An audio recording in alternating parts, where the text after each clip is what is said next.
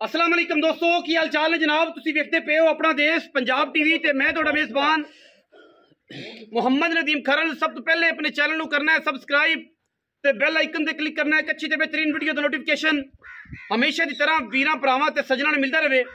अज वीरां वास्ते जनाब एक दुंदी झोटी की वीडियो है। घर की जनाब झोटी है, कारी साहब के घर की जनाब झोटी है। कारी साहब ने जनाब उन्होंने जनाब झोटी बेचनी है, उन्होंने झोटी सेल करनी है। वीरां नूं जनाब नगीना विखाना है। कारी साहब ने बड़े शौक नाल पाली है, किसी मजबूरी तो जनाब वेचते पे ने ते किसी वीर भरा ने अगर लैनी होवे ते कारी साहब की मजबूरी तो फायदा नहीं उठाना। जैनवन जनाब कारी साहब ने जनाब साडे मस्जिद के इमाम ने उन्होंने जनाब झोटी है। उन्होंने बड़ी स्पैशल रिक्वेस्ट ने जनाब सानू आख्या कि पुत्र ये वीडियो तू बनानी है। व्यापारियों ने झोटी बेचने वाली नहीं तो नैट से वेचते कि चार आने सीधे पद्धरे हो जाएंगे। झोटी जनाब सिर तू कोके मेली फिरती है। झोटी कारी साहब ने चंगी सांभी है, गिठ गिठ झोटी ते पशम है। झोटी जनाब बड़ी कमाल दी, बड़ी खूबसूरत। जेड़ा वीर इंशाअल्लाह लै गया झोटी की जनाब मां मौके ते मौजूद है। जिंदा दिल करे आके तसल्ली नाल वेख सकता है, सानू कोई एतराज नहीं।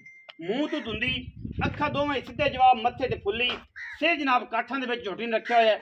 कारी साहब नूं पुछना है किन्ने महीने दी गब्बण है, किन्ने दिनां दी गब्बण है और तसल्ली वाली गल है कि गब्बण करवाई हुई है। मूँह तो दो दंद है, कोई झूठ नहीं। रमज़ान का महीना है, बाकी अल्लाह के फजल नाल असी दसांगे जरूर कि जनाब ये गब्बण है। बाकी ये अल्लाह के सपुर्द गल्लां होंदियां ने।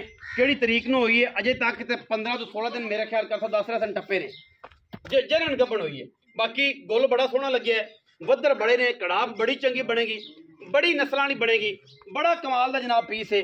सिर मैं काठां च और माशाअल्लाह चूड़ी है पूरी अनबेड़ी वाली साड़ी की अख होंदे जवाब है। मत्थे ते फुल्ली, कन पक्खे दे जालना वर्गे, नासां चंगियां और माशाअल्लाह बुत्थी चंगी लम्मी और सुथरा जनाब पीस है। दुंदी झोटी है और जनाब बाकी वाधा घाटा किसी किस्म का भी कोई नहीं। अल्लाह के फजलो करम नाल से पैर खम्मा वर्गे गोल सारी जड़ी चरण वाली झोटी है। और कारी साहब ने सांभी बड़ी है। कारी साहब जनाब बुलावांगे उन्होंने, कारी साहब सारी डिटेल अपनी झोटी दे देंगे इंशाअल्लाह। झोटी की हीरा है और जेड़ा भी वीर इंशाअल्लाह लै जाए कदे याद कर रेट ऐसा मकूल देना है इंशाअल्लाह। एक काटू के मुल्लां दे विच इंशाअल्लाह देने कर सकते, जिन्ने मर्जी पैसे मंगन काटुआं के मुल्लां च देनी है। और जनाब इहदी मां भी विखा दो जी कैमरामैन साहब, ए मैं मां जी कर साहब, ए कर साहब मझ दी जनाब इहदी कट्टी है। ए जनाब बिल्कुल जी मां खड़ी इहदी मां है जनाब। दुध मैं करती रही 16-17 किलो उहदी धी है जी। शाह काली मां भी अगू धी भी ओ जी। बाकी सारिया गल्लां बोल के झोटी लगे जे जी नस्ल जात है आम मई के विचों ये जनाब झोटी नहीं है, बड़ी प्यारी। कर साहब कोल आ जाओ। अस्सलाम वालेकुम जी। वालेकुम सलाम व रहमतुल्लाह जी। कर साहब की हाल चाल है जी? अल्लाह पाक दा करम है जी। खैर मेरे जी। कर साहब मैंने तो नाम का पता, तुसी अपने बेलियां नो मेरे व्यूअर्स नो मेरे भरावां नो दसो की नाम है प्यारा जी? कैमरे जी जी तुहाडा नाम? मेरा नाम शबाज अली जी। शबाज कारी शबाज अली साहब जी। कारी साहब झोटी मुंह तो दो दंद है। दो दंद। अच्छा ये दसनी है मोहतरम कर साहब कि अपना जड़ा है ये अपना गब्बण हुई है? हाँ जी हुई है जी 24 फरवरी में। 24 फरवरी नूं कर साहब कहंदे ने जी कि 24 फरवरी नूं गब्बण हुई है ते अज 12 16 17 दिन। हाँ जी 15 16 दिन हो गए गब्बण हुई। तो ये की है तो पता लगेगा रही है या दोबारा बोलती है?